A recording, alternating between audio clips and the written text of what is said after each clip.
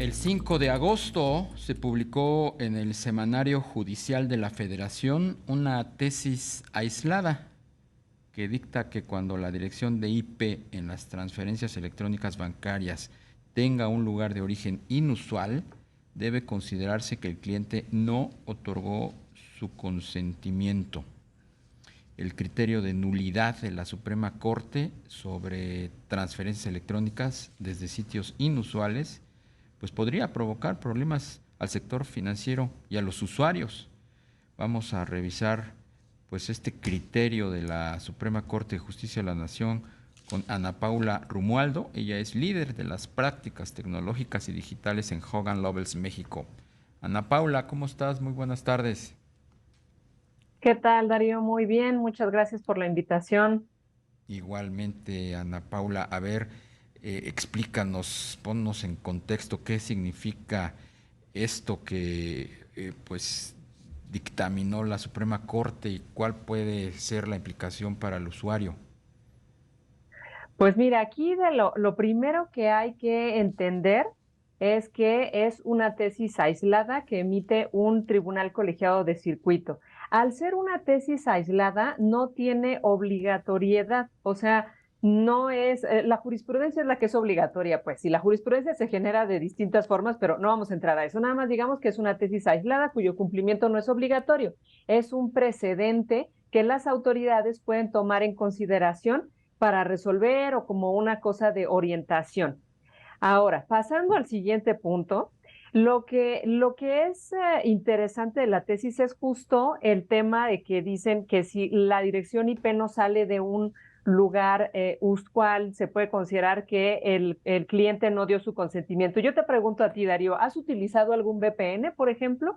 No, Si utilizaras un VPN en alguno de tus dispositivos, podría salir que tienes una dirección IP distinta. Si utilizaras un VPN que te dirige a que te diera una IP de Estados Unidos, entonces eso significaría que interpretando o siguiendo lo que dice esta tesis aislada, entonces, sin importar las otras medidas de autenticación, el banco tendría que rechazar la operación.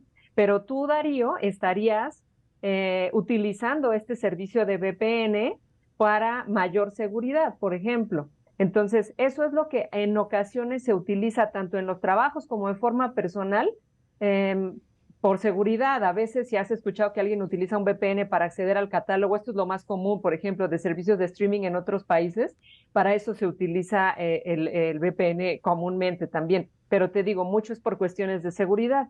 Ahora, esto es lo que se puede ver de la tesis, ¿no? Que menciona cosas como que para cualquier observador racional, casi casi es como darle ahí un zape a quien permitió que la operación pasara.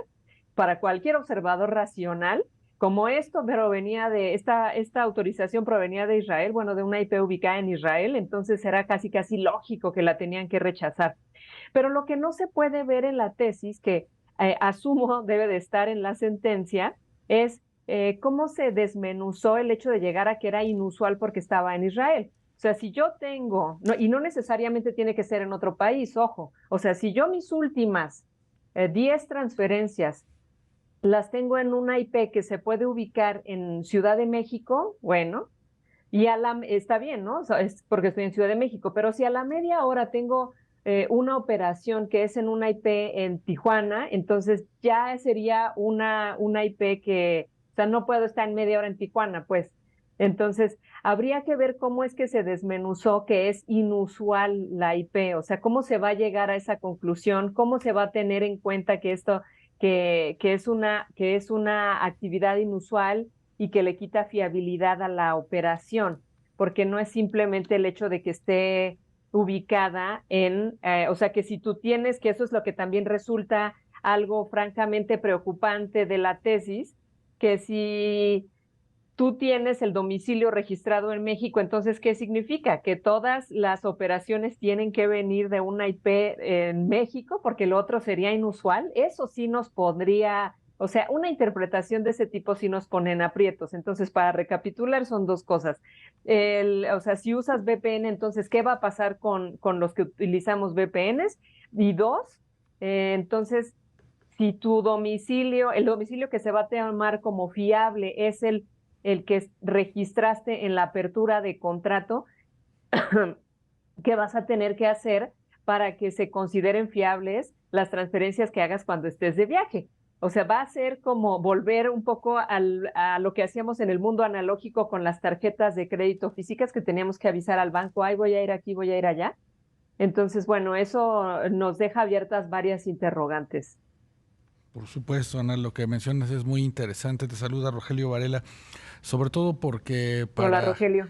para el mundo financiero, Ana, todo esto es nuevo, ¿verdad? El mundo digital y quizá tendría que modificarse pues el marco regulatorio de los bancos, por supuesto los contratos que se suscriben con los clientes, porque como tú lo mencionas, con la pandemia el uso de VPN se volvió como algo muy común, algo que las empresas Sí. lo promovieron con sus propios empleados al trabajar en sus casas, porque le daba seguridad en el manejo de la red, pero como tú dices, muchas de esas redes, pues, o esos VPNs, pues no están domiciliados en nuestro país.